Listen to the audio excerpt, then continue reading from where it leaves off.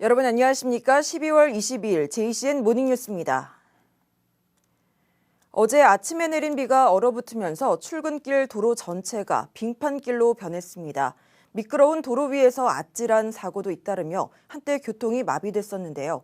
특히 따뜻한 날씨에 익숙한 시민들은 어제 아침 많이 당황했습니다. 보도에 김나래 기자입니다.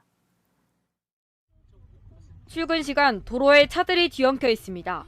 추운 날씨에 비까지 내리면서 도로가 얼어붙은 블랙아이스 현상이 곳곳에 발생했습니다.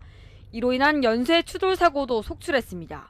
중구 우정동 방면도 차도가 얼어붙어 사중 추돌 사고가 발생했습니다. 울주군 구영리 일대도 다중 추돌로 인해 도로가 마비되는 등 울산 곳곳이 정체됐습니다. 오전 11시까지 도로 미끄럼 관련 112 신고 건수는 200여 건. 경찰은 도로 결빙 구간 7개소를 통제에 나섰습니다.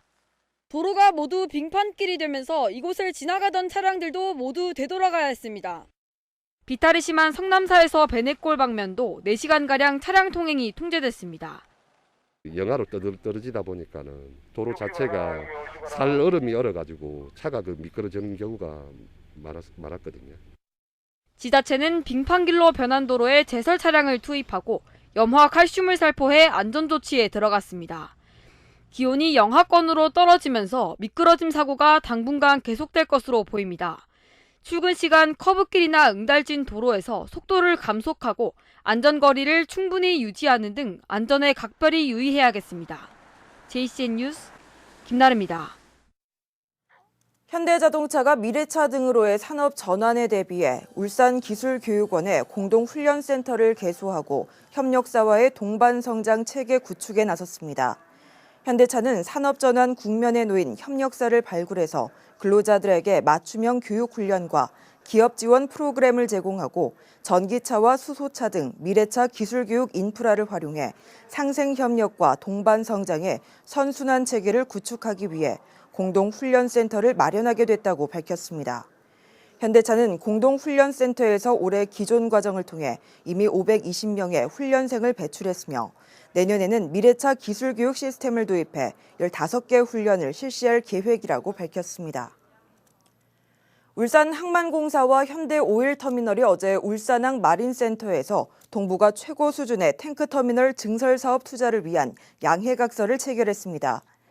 이번 협약을 통해 항만공사는 현대오일터미널에 금융 마케팅 등 행정 지원을 하고 현대오일터미널은 울산항 내 탱크터미널 증설을 추진하게 됩니다.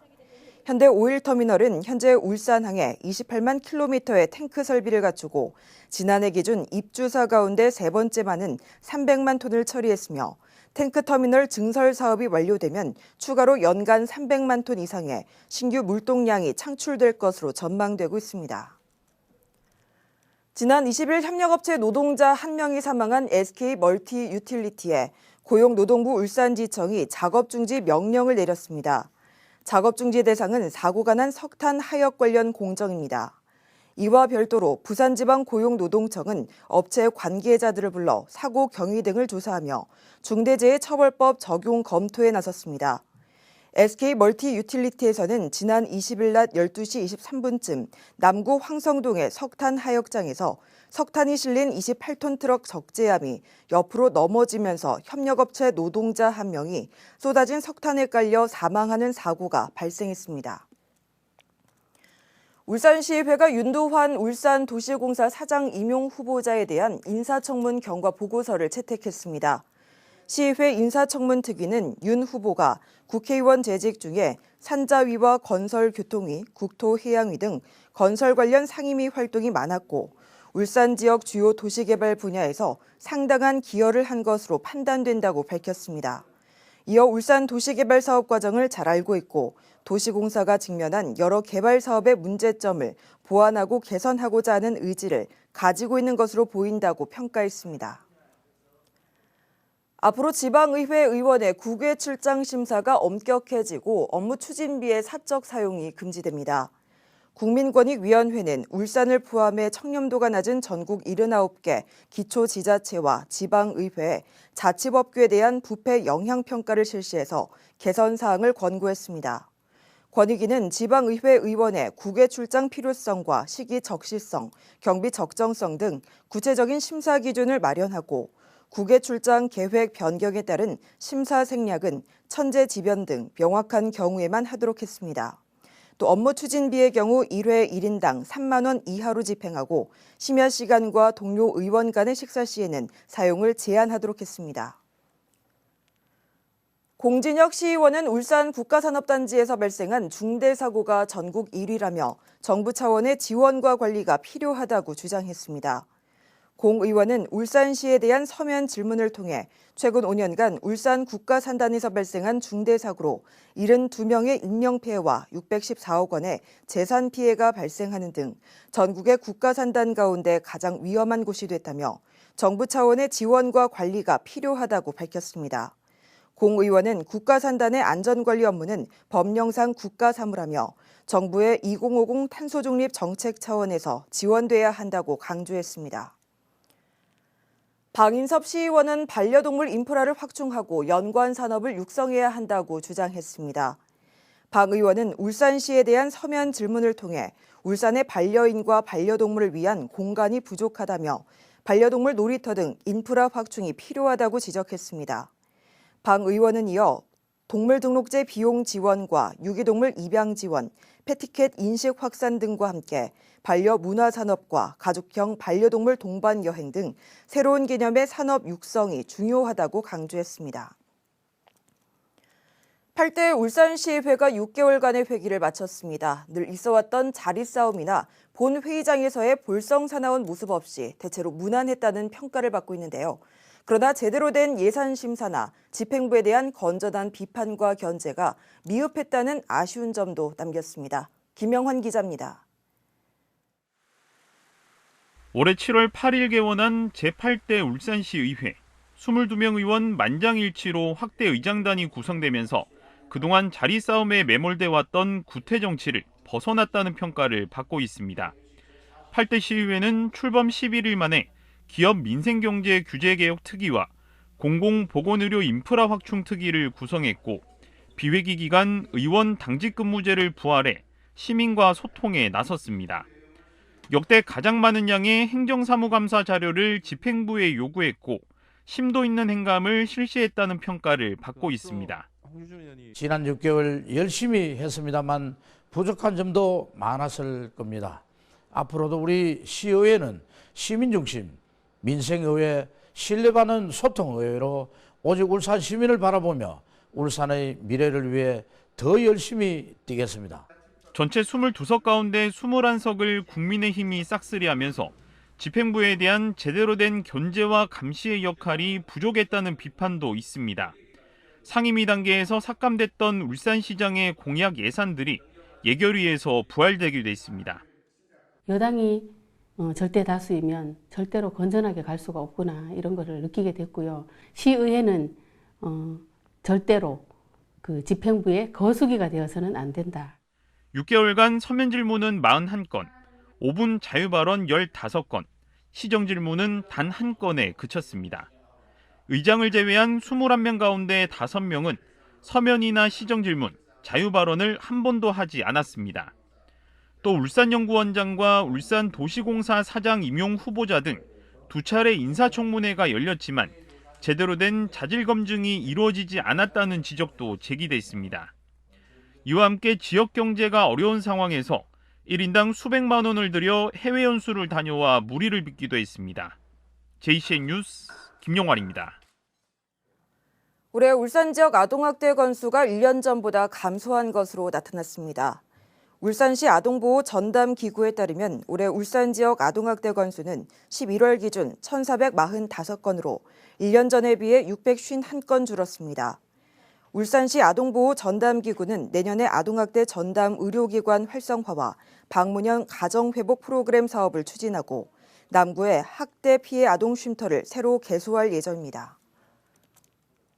울산은 중장년층 인구 비율이 전국에서 가장 높고 중장년층 2명 중에 1명은 무주택자인 것으로 나타났습니다.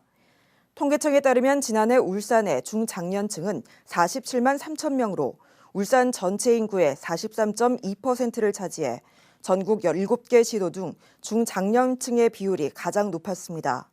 특히 울산의 중장년층의 50.75%는 무주택자였으며 지난해 소득이 있는 중장년층은 전체의 76.5%로 평균 소득은 4,269만 원으로 서울 다음으로 높았지만 소득이 있는 중장년층의 50% 이상은 연간 소득이 3천만 원이 되지 않았습니다. 교통사고 조사가 잘못됐다며 경찰에 재수사를 요구하는 소송을 제기한 오토바이 운전자에게 법원이 행정소송의 대상이 아니라며 각하했습니다.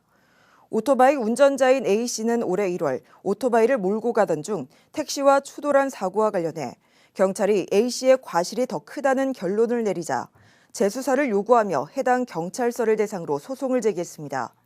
그러나 재판부는 경찰 수사 결과에 불복할 경우 형사소송법에 규정된 절차에 따라 다툴 수 있을 뿐 행정소송을 제기할 수 없다며 각하했습니다. 울주군이 복지관 방문이 어려운 고령층의 디지털 문화 소외 현상을 해소하기 위해 내년부터 지역 경로당 100곳에 스마트 경로당을 구축합니다.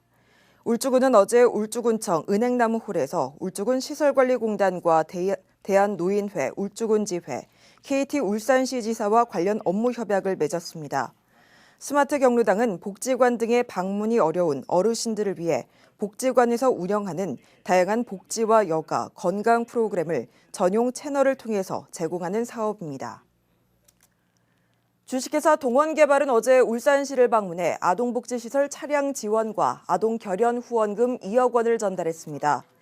1억 원은 울산사회복지 공동모금회에 전달돼 아동복지시설 차량 세대와 자체 지원 사업에 사용되고 나머지 1억 원은 초록우산 어린이재단에 전달돼 아동발달 지원계좌 적립과 아동결연 후원금으로 사용될 예정입니다. 장호익 동원개발 부회장은 어려운 환경에서도 꿈을 향해 열심히 생활하고 있는 아동들에게 도움이 되길 바란다고 밝혔습니다. 울산 지역의 가을 배추와 가을무, 사과 생산량은 늘었고 콩과 배 생산량은 감소한 것으로 나타났습니다. 통계청에 따르면 울산의 올해 가을 배추 재배 면적은 92헥타르로 1년 전보다 8.3% 늘었으며 생산량도 8,476톤으로 28.9% 늘었습니다. 또 가을무 재배 면적은 54헥타르로 35.1%, 생산량은 34.7% 증가했으며 특히 사과 재배 면적은 119.6%, 생산량은 147.5% 급증했습니다. 반면 콩 재배 면적은 95헥타르로 14.5%, 생산량은 113톤으로 1년 전보다 40.2% 감소했고 배도 재배 면적은 6.3%, 생산량은 8.4%가 각각 줄어든 것으로 나타났습니다. 북구청은 어제 2022년 하반기 베스트 사업으로 명촌지구 풍수의 생활권 공모사업 등 8개 사업을 선정했다고 밝혔습니다. 최우수 사업으로 선정된 명촌지구 풍수의 생활권 공모사업은 재예방사업의 최대 규모 예산인 490억 원을 확보해 하천 범람과 침수 피해를 겪는 명촌천 일대를 정비해서 주민의 안전과 지역경제 활성화에 기여했다는 점에서 높은 평가를 받았습니다. 북구청은 이 밖에도 우수상에는 폐선부지 정지와 도로구조 개선 사업 등 3개 사업이, 장려상에는 동천 암벽분수 조성 사업 등 4개 사업이 선정됐다고 전했습니다. 동구청은 주차난 해결을 위해 사유지 개방 주차장 조성 사업을 지속적으로 추진하기로 했습니다. 동구청은 최근 일산동 일대 2,200만 원의 사업비로 주택가 나대지에 주차면 26면을 조성해 지난 9일부터 무료 개방하는 등 올 들어 모두 3개소에 36면의 사유지 개방 주차장을 조성했다고 전했습니다. 사유지 개방 주차장 조성 사업은 사유지를 2년 이상 주차장으로 개방하는 데 동의한 소유주에 대해서는 해당 필지 재산세를 면제해주며 최대 5천만 원까지 구비를 투입해 주차장 시설을 조성해 개방하는 사업입니다. JCN 모닝뉴스를 마칩니다. 함께해 주신 여러분 고맙습니다.